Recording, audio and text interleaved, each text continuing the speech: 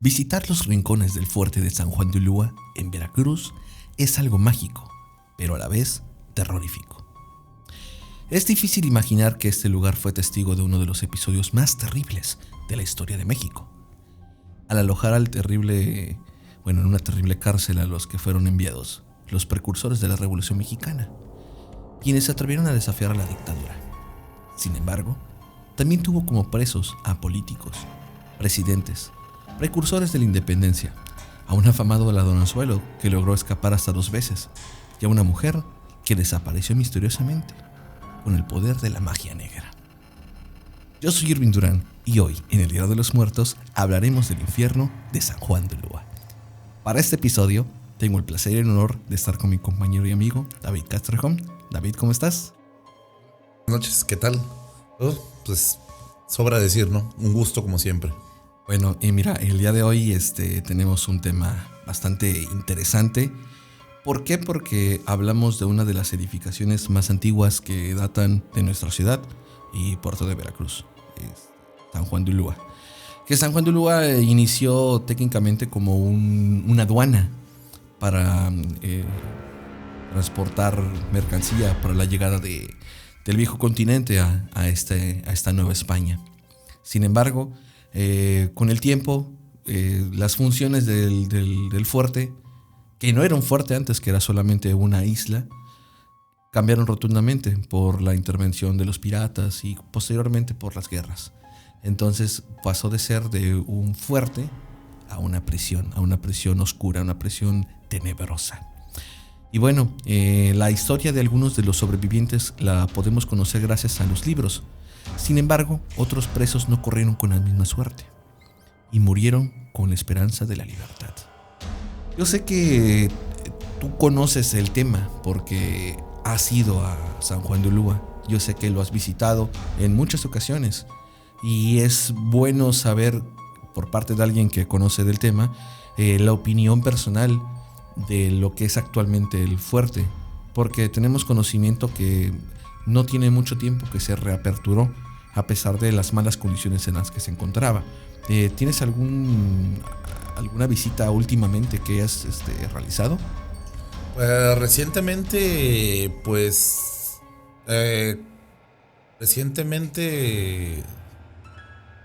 en cuestión de días no, pero sí ahorita en cuestión de meses. Supe que ahorita estaba,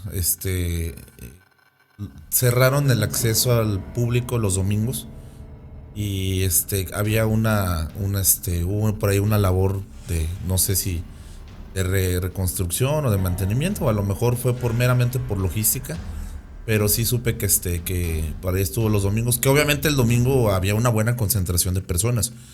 Pero parece ser que ya hasta este momento que estamos grabando, ya está abierto los domingos. O sea, ya literal toda la semana.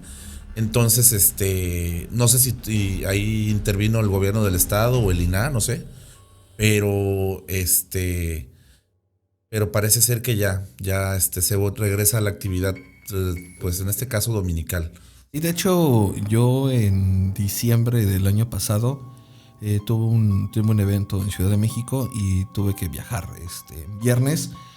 Y supe, porque el viernes en la noche que hicimos el viaje, ajá, nos dimos cuenta que pues obviamente toda la aerolínea estaba saturada. Porque en el mismo avión donde nosotros nos fuimos iban todos los altos mandos del INAH, de hecho. Ah, cabrón. Ajá, porque era la inauguración. No sabíamos, de hecho. Pero cuando nos subimos, mi cuñada me dijo, mira, ahí está el representante del INAH, o sea, el perro, ¿no? Entonces, traía toda la comitiva.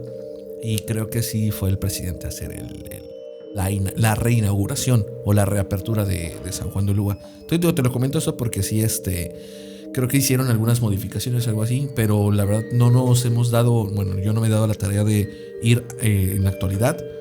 Sin embargo, necesitaría yo también asistir porque ya tiene mucho tiempo que no voy. Sin embargo, me gustaría volver a experimentar la experiencia de sentir cómo es que los reos que estuvieron ahí, o sea, tanta historia que está acumulada en ese sitio, tiene una vibra demasiado oscura o pesada por el historial que hubo, ¿no? Entonces, el objetivo de este podcast, de este episodio, es más o menos hablarles acerca de lo que fue San Juan de Ulúa. Por muchos años, el fuerte fue una de las cárceles más siniestras de todo el país. Esto debido a que las condiciones de los presos eran inhumanas, con plagas de roedores e insectos y la falta de instalaciones sanitarias. Es porque era conocido como el lugar más sucio de Veracruz, imagínate. Las condiciones de vida eran espantosas debido a la fuerte humedad ambiental y al calor tropical. Las celdas de techo cóncavo y de 160 metros cuadrados estaban construidas con argamasa, una mezcla de agua, arena, conchas y aglutinantes naturales como baba de cactáceas y algunos huevos de aves, razón por la cual eran tan húmedas. En cada una podían estar amontonados hasta 200 presos y podían alcanzarse temperaturas de hasta 60 grados centígrados. Imagínate, cabrón. A la madre. Sí, me imagino en verano debió estar de la chingada, cabrón. Es que también, o sea, la acumulación del agua salina, ¿no? La evaporación, o sea, la humedad, todo eso. Sí, el calor corporal, o sea, de los mismos reos, y sobre todo es que si había una sobrepoblación, o sea, ni te digo. Es que era una de verdadera cochinada, ¿no? Quienes estaban presos en San Juan de Ulúa estaban condenados a conocer el infierno en vida. Las torturas y los abusos a los prisioneros miraban su mente y espíritu mucho antes que llegara la muerte. O sea, desde antes ya estaban técnicamente fulminados, finiquitados, ya estaban completamente desahuciados, mucho antes de saber que el tiempo de espera iba a ser como que el que dictara su sentencia final. O sea, ellos ya sabían que desde antes iban a morir. Sí, de hecho eso que mencionas es muy cierto. En cuanto empezaba el traslado, porque pues cuando empezaban toda esa caravana de llevarlos a la prisión ya tal cual, pues los mismos reos preferían morir, güey, que tener que ser encarcelados en San Juan de Ulúa. O sea, porque ya sabían, o sea, se hizo de tal fama que ya los presos ya era como de, güey, o sea, mátenme o me suicido, cabrón, pero yo ahí no voy a parar. Sí, la verdad es que, mira, yo he escuchado igual también anécdotas de personas que han estado en prisión. Y digo, esto lo voy a tocar como punto y aparte. Yo platiqué con alguien que estuvo en prisión por tráfico de drogas. No me preguntes por qué, solamente tuve una plática con alguien. No, por supuesto, no, eso no se pregunta, no. Eso queda en el anonimato. Sí. Fue alguien que, ahora sí que una plática random, de esas que me salen así súper random, y me comentaba él que en la cárcel actual, o sea, en las cárceles actuales, quien comete alguna especie de delito de violencia familiar, o peor aún, pedofilia o violación, la verdad es que él me dice, mira, bueno, lo citaré, ¿no?, de una forma un poco más vulgar. Me decía, mira, carnal, la verdad es que si tú cometes algún delito de violación, tú te atreves a violar a un niño, mira, carnal, lo que mejor te puede suceder es que te suicides antes de tocar la cárcel. Así, o sea, me dice, mira, mejor suicídate antes de que toques la cárcel, porque lo que te va a pasar, imagínate, o sea, digo, no quiero decirlo, ¿no?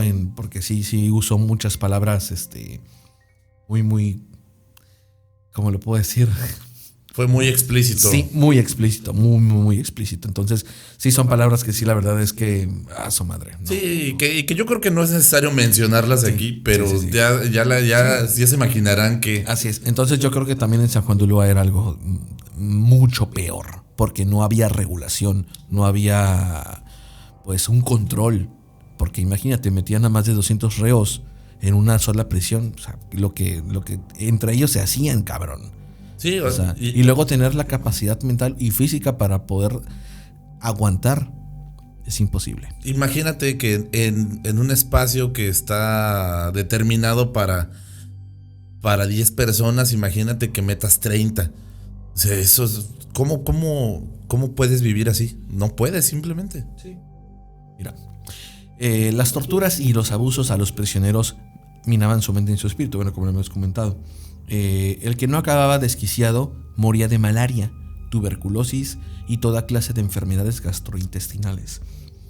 También, o sea, es que en el tema de salud y en el tema de higiene, pues obviamente, claramente no limpiaban. Sí. O sea, era asquerosamente sucio.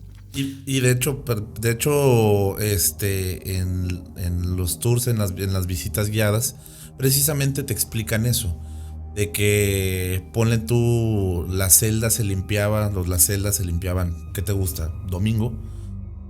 Y de ahí no la volvían a limpiar hasta el otro domingo. O sea, imagínate que si se moría un cabrón el mero domingo o el lunes, tenías que aguantarte, o sea, estar conviviendo con el cadáver y tirarte todo el peste, tirarte todo lo insalubre hasta que llegaran a limpiar otra vez, o sea, dentro de una semana. O sea, imagínate, o sea, todo lo que propicia esa, o sea, es eso, o sea, sí está cabrón. Constantemente se metía el agua del mar, ocasionando severas inundaciones, lo que obligaba a los prisioneros a estar de pie y pegados a la pared, y con la ropa empapada. El oleaje llevaba agua hasta los techos, donde se solían formar estalactitas y los muros se llenaban de salitre, dando un aspecto tenebroso y frío. Se dice que una de las peores torturas era encadenar a un hombre bajo una estalactita a fin de que, gota a gota, el agua salitrosa perforara el cráneo a fin de enloquecerlo deliberadamente. Esa era una de las torturas que comúnmente se hacían y que fueron famosamente divulgadas, ya que la perforación del agua hacia el cráneo era constante, o sea, era gota tras gota tras gota. Entonces, no sé si los cadáveres al final llegaban a tener alguna especie de surco en el cráneo de tantas gotas que habían, pero yo creo que terminaron más por enloquecer mentalmente, por la constante, el ruido, ¿no? Y que no podía parar porque no se podían mover del sitio. Es la famosa tortura de la gota, que es lo que mencionan, que la gota no es la gota llega a desequilibrarte por la constancia, no por el peso ni por la magnitud, es por la constancia. Y la otra es que eran acomodados los presos de tal forma que no te podías beber el agua. O sea, caía específicamente en un punto de tu cabeza, de la frente, de la base del cráneo. Y, o sea, y el reo, o sea, no podía ni siquiera beber el agua, ¿no? Decir, bueno, pues me lo voy a... No, o sea, no podía. Y tú quieres dormir y el constante goteo no te deja. Entonces, imagínate, o sea, realmente experimentaban pues una cosa bastante desagradable. Sí, me imagino que haber sido frustrante el no poder esperar a que escurriera de tu cráneo, porque ya en ese camino ya estaba secando, ¿no? Entonces, sí, haber sido algo demasiado doloroso. Bueno, y perturbante también. Sí. Aquí vamos a explicar los 3 pasadizos o los 3 segmentos de la prisión de San Juan de Ulúa: Gloria, Purgatorio e Infierno. Estos 3 eran los nombres que recibían las celdas, y para llegar a ellas se debía pasar por el puente del último suspiro, también conocido como el puente de sin retorno. Ese puente es muy popular porque los reos, cada vez que lo cruzaban, técnicamente estaban sentenciados a la muerte. Entonces, no sé si has pasado por ese puente. Sí, es el que está pues propiamente en la mera entrada. Ajá, donde, pues literal, donde te toman las fotos, donde está la casetita, donde la gente se toma fotos. Es así es. Ah, sí, la madre, imagínate ya lo mental, ¿no? Así como de, ya vale madre. O sea, a partir de este momento, o a partir de este punto, ya vale madre. Ya te llevó la chingada. Sí, así es. Pero bueno, ya una vez explicado más o menos cómo está segmentado San Juan de Ulúa, Pues vamos a comenzar por ubicar lo que es la isla, ¿no? San Juan de Ulúa, pues bueno, como una pequeña isla del Golfo de México, fue construida y fue una fortaleza planeada por los españoles al mando de Hernán Cortés el 22 de abril de 1519. En el contexto de la conquista y colonización de América y de los ataques piratas y corsarios en la época contra la monarquía hispánica. Esta fortaleza está construida en el estilo llamado traza italiana. Es un tipo de construcción y bueno, fue técnicamente inspirado en lo europeo, ¿no? No es una construcción del continente americano, o sea, como porque en esos entonces se manejaban más estructuras prehispánicas, ¿no? Esto ya es más europaizado. Sí, claro, sí. Su nombre original en náhuatl era Chalchihuecan. El 8 de abril de 1518, el capitán Juan de Grijalva comandaba la segunda expedición de adelantamiento enviada desde la isla de Fernandina, nombre que se le dio durante algún tiempo a la isla de Cuba, por Diego Velázquez, gobernador de esta isla y que había recibido títulos de adelantado para esta región. Como todos, este adelantamiento incluía el descubrimiento, la exploración, la viabilidad de la fundación de nuevas poblaciones, la conquista y, naturalmente, la búsqueda de oro. Grijalva, tras descubrir y explorar en tierra firme, la desembocadura del río que los aborígenes llamaban Río Tabasco, nominó a esta región Tabasco y la expedición continuó por mar a lo largo de la costa hasta llegar a una isla que tenía casas de piedra y un templo. Okay. Continuó la expedición nuevamente hasta otra isla que los naturales llamaban Ulúa, del náhuatl Olguá, poseedor de Lule, Oli, Ule y Guá, poseedor. Grijalva, según la costumbre cultural y la política española de la época designada para América, añadió como nombre de pila el de San Juan al que ya tenía la isla, resultando San Juan de Ulúa. Esa es la razón por la cual así se llama. Ok. La isla sirvió primeramente de abrigo y muelle para los galeones que traían mercancías y viajeros de España a la recién conquistada isla. Desde la fundación de este puerto se supo que la navegación para llegar a él era difícil por las constantes nortes o los constantes rachas de viento y los huracanes. A pesar de eso, se consideró que era el mejor resguardo contra los demás peligros naturales y los piratas. Precisamente por el sistema de arrecifes, Precisamente por el sistema de arrecifes que actúa como una barrera protectora, en 1524 se reporta la construcción del oratorio franciscano por parte de mano de obra esclava proveniente de Guinea, ubicándolo más o menos por Senegal y por Sierra Leona aproximadamente. En 1526 tuvo lugar una rebelión de personas esclavizadas en la etnia Wolof, causando daños graves a la isla. Esto también me recuerda como a este tipo de rebeliones que se hicieron en Yanga, por ejemplo. Ah, claro. Que es otro tema que también estaría súper interesante tocar, porque sí. Estaría bien, porque sí es un municipio que tiene su historia. Sí, bastante historia. Hacia 1535 se inició la construcción de la fortaleza, sobre todo con piedra de coral del lugar, esta piedra múcara que le llaman, ¿no? Múcara, con el fin de proteger el fondo de las embarcaciones por el mal tiempo, pero principalmente y junto con el desaparecido sistema de murallas y baluartes de la ciudad de Veracruz, que actualmente son muy pocos los vestigios que se quedan del antiguo Veracruz amurallado, que de hecho muchos de los restos del Veracruz amurallado se encuentran en casas que están construidas, ya que el gobierno facilitó el material de la piedra múcara para que la gente empezara a construir casas y propiedades que actualmente las tienen, conventos y todo este tipo de edificaciones que inclusive son muy muy antiguos y que algunos se están echando a perder. Sí, y sobre todo que, bueno, obviamente la gente que vive acá, la gente que vive aquí en Veracruz, pues cuando pasa por el centro, pues te das cuenta, ¿no? De enseguida todas las edificaciones que tienen este rasgo característico. Y bueno, y la gente que nos esté viendo de fuera, que ha venido de visita, pues también se dan cuenta, ¿no? Incluso, o sea, El rasgo característico, ¿cuál es? Que el material se siente de una forma, tiene un color distinto y pues sobre todo que se ven las conchas, las conchitas. Que de hecho se ve hasta bonito, ¿no? Pero pues obviamente ya te das cuenta que es un material pues ya muy antiguo. Ya muy viejo, sí, claro. Con el paso del tiempo, San Juan de Ulúa se convirtió en la fortaleza más formidable de su tiempo en esta parte del hemisferio. Era técnicamente utilizada para el bloqueo y la protección de la ciudad debido a los saqueos de los corsarios y de piratas.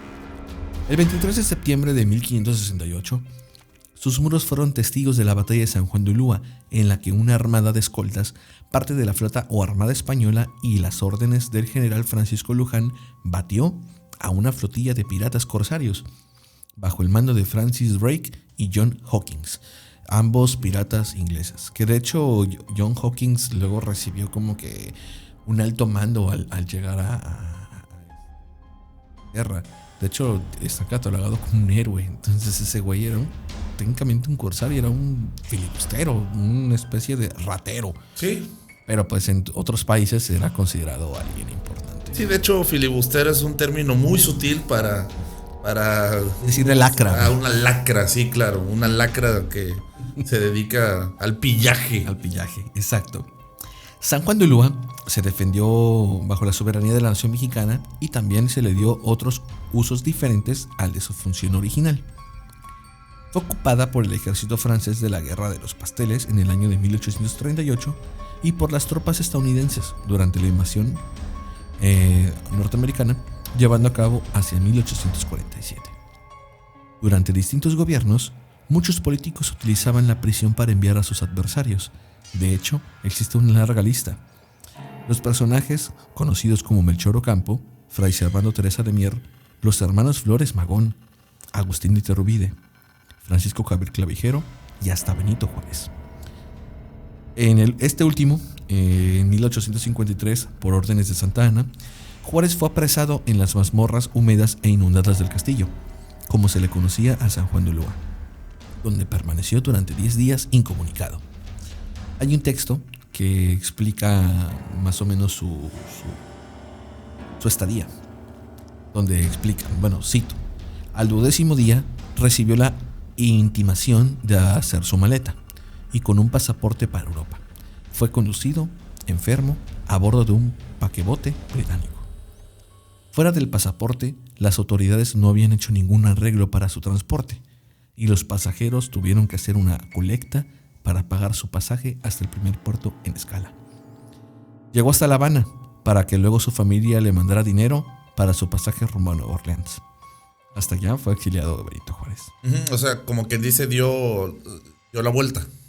Sí, es así. Sí, porque de Cuba hacia Nueva Orleans. Sí, el motivo era lograrse mover para no regresar a México momentáneamente debido al arresto, ¿no? Sí, claro. Pero logró salir de la prisión. Sí, recuerdo. Eso sí me lo enseñaron bien en la escuela, que fue durante el mandato de Santana. De Santana, así es. También los opositores del régimen de Díaz, quienes iniciaron el movimiento revolucionario entre 1906 y 1907, así como otros hombres y mujeres que lejos estaban de pensarse a sí mismos como revolucionarios, fueron enviados a las mazmorras del castillo. Así, pues los presos eran víctimas de vejaciones y arbitrariedades difíciles de describir. En cada celda eran hacinadas de 20 a 30 personas y sufrían tormentosos hechos como falta de oxígeno o, en la época de lluvias, las inundaciones en las celdas con el agua llenándose hasta las rodillas de los presos. Aquí hay unos textos que manejan algunos presos políticos.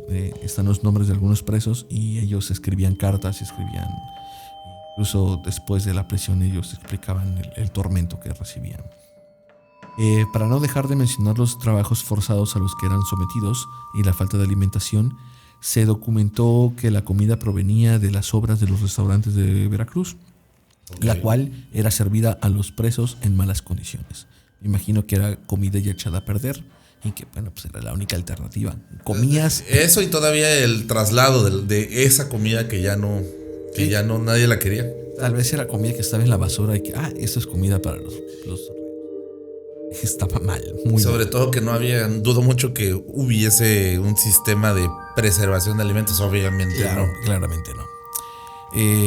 Como te comentaba, presos políticos como César Canales, quien formó parte de las actividades revolucionarias iniciales, fue aprehendido en Veracruz. Describió así su cautiverio en mayo de 1909. Los calabozos en los que nos han metido, verdaderas pocilgas, estrechos, inventilados, oscuros, húmedos, pestilentes y llenos de bichos. ¿De cuántas escenas terribles, desesperadas habrán sido testigos mudos? ¿Cuántos lamentos habrán deslizado por las estrechísimas rendijas? ¿Cuántas lágrimas habrán mezclado en el lodoso suelo con el agua que éste brota? ¿Y cuánta sangre habrá salpicado la pared húmeda, reluciente y viscosa? Es parte de un texto que César Canales escribe, al igual que Enrique Novoa, quien encabezó en 1906 el movimiento revolucionario en Minatitlán. Relata a continuación el testimonio de su estancia de más de 3 años, específicamente en el llamado el infierno. Ajá. ¿Es un infierno o una tumba?, pregunta. Es una tumba infernal. Desde que se da el primer paso se nota un piso húmedo que hasta chasquea, como si fuese un chiquero de puercos. El calor era insoportable. Hay un bochorno asfixiante. Jamás entra una ráfaga de aire. Aunque haya norte afuera, las ratas y otros bichos pasan por mi cuerpo, sin respeto, habiéndose dado el caso de que me rozan los dedos por la noche. Hace 5 meses que estoy aquí enterrado vivo, casi sin comer, enfermo, con el hígado inflamado, arrojando los pocos alimentos que tomo y casi los líquidos.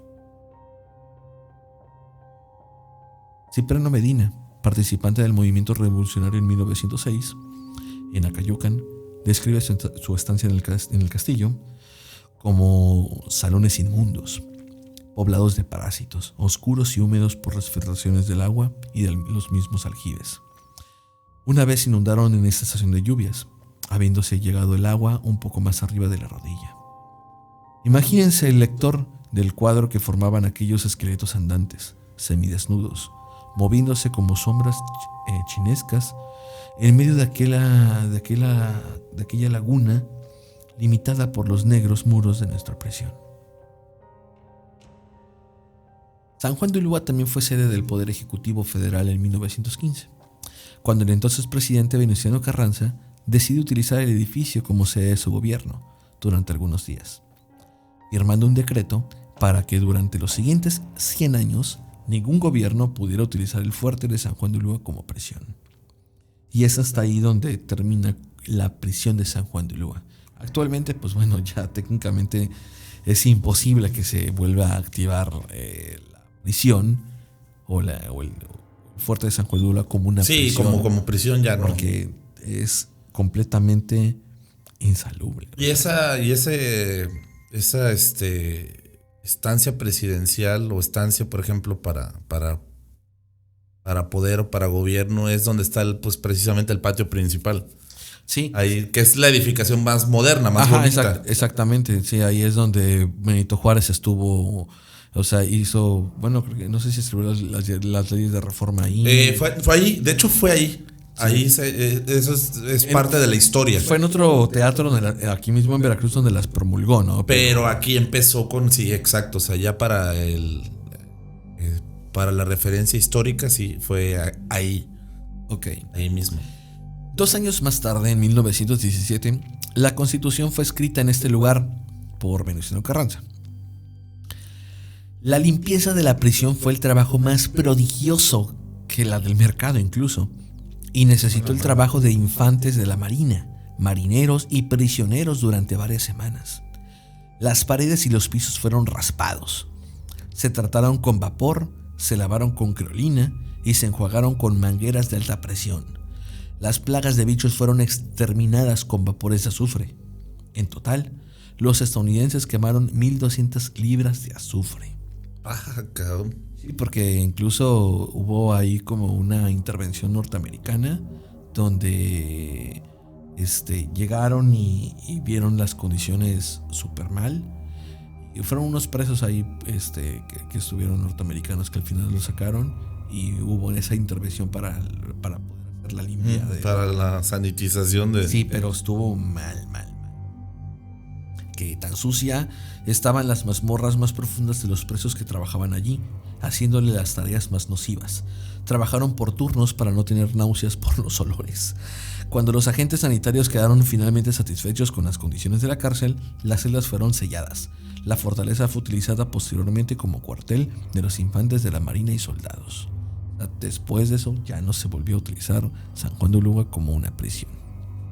Sí, yo creo que ya después ya fue donde intervino el INAH, que ya ahora sí ya lo tomaron en cuenta ya como museo. Sí, no sé si es ahí sí no tengo el dato exacto. No recuerdo, bueno, igual nos pueden comentar por ahí. Si mal no recuerdo, creo que fue en los 60. 60, ajá. Si no es en los 60, son en los 80. Bueno, y si no, ahí corroboren el dato. Exactamente. Pero sí, más o menos por ahí en esa. Ahí más o menos en esas fechas, ¿no? Y bueno, San Juan de Ulúa actualmente es una fortaleza que los visitantes pueden recorrer acompañados de un guía que se encuentra en la entrada. Durante el trayecto se puede conocer el primer faro de México, atravesar el puente de Último Suspiro y bueno, también conocer dos leyendas muy importantes que esos los vamos a platicar en Crónicas Paranormales, ya que son independientes de San Juan de Ulúa, pero que también forman parte de excelente, muy bien. El caso de Jesús Arriaga y de la mulata de Córdoba. La mulata de Córdoba y Chucho el Roto. Esta mulata de Córdoba es un caso muy particular porque existen dos versiones. De hecho hay una obra o hay una especie de ópera donde la mulata de Córdoba es apresada en la Ciudad de México. Entonces la historia radica desde ahí. O sea, se cree que la mulata de Córdoba fue capturada y fue llevada a la Ciudad de México, donde ella hizo su acto mágico, ¿no? Ajá. En Ciudad de México. Pero la historia también dice que fue aquí en San Juan de Ulúa. Y es que también es una historia que va pasando también de relato, o sea, se va relatando de voz en voz. Sí, claro, y hasta que llegó hasta ese punto, o bueno, los que se supone que estuvieron ahí, o sea, llegó a ese punto mágico. Y al final del día, pues, haya sucedido, ¿no? Pues es algo que nosotros que conocemos, aunque sea por arriba del agua. O sea, lo conocemos aunque sea de forma superficial, pero hemos escuchado acerca de esta historia. Sí, así es. De hecho, bueno, en la historia se nombran personas. O sea, la mulata de Córdoba tiene un nombre, tiene una especie de esposo. O sea, hay una historia bien establecida, bien fundamentada, pero también hay versiones alternas que también hacen que cambie la forma o la perspectiva del por qué la capturan, ¿no? Porque no es nada más, es como que parece bruja y la voy a capturar, ¿no? Si hay un motivo por el cual la capturan. Sin embargo, en la versión de la otra historia, Jesús Arriaga, que es el Chucho el Roto. Chucho el Roto. Bueno, la etimología de Chucho el Roto, pues bueno, Chucho que es Jesús, y el roto era una terminología que se utilizaba de decirles rotos a la gente que no tenía muchos ingresos económicos o carecía de dinero, ¿no? Entonces, ese tipo está roto, o sea, que ando quebrado, ando sin dinero, ¿no? Y bueno, no sé, igual corrijan por ahí, pero bueno, puede ser también una variación porque por ahí leí que roto también era como se le acuñaba este término a personas, por ejemplo, que igual no tenían ese poder adquisitivo, pero se vestían como, bueno, igual va de la mano, ¿no? Ajá, sí, exacto. Va de la mano. Sí, o sea, habría que entrar a detalle en esos años qué palabras se utilizaban. Bueno, es que falta ver exacto en la temporalidad. Sí, exactamente. ¿Cuál era el término correcto, no? El término correcto, ok. Entonces, este personaje sí radica en Ciudad de México y es apresado y enviado aquí y es ¿cómo se llama? Es interesante la forma en la que escapa, ¿no? Era un pillo totalmente, ¿no? Entonces, aquí sí varían también las historias, pero eso es un poquito más lineal, ¿no? No, y el hecho de que se escapa y lo vuelven a agarrar, o sea, no sé si al año, no recuerdo, lo vuelven a apresar. De hecho, Porfirio Díaz, cuando estuvo aquí, que estuvo en San Juan de Ulúa, estuvo creo que compartiendo, no compartiendo, pero estuvo en la misma temporada encarcelado que de Chucho el Roto. Son temporadas así donde sí estuvieron en el mismo tiempo, espacio-tiempo, estuvieron los dos. Entonces este güey sí se volvió como un poco famoso porque sí era como que parte de esta leyenda, ¿no? Un tipo Robin Hood que robaba a los ricos para darle a los pobres. Entonces, yo creo que por ahí viene lo de Roto también. Si es para cuestión de imagen, pues es para acercarte a esa. Exactamente.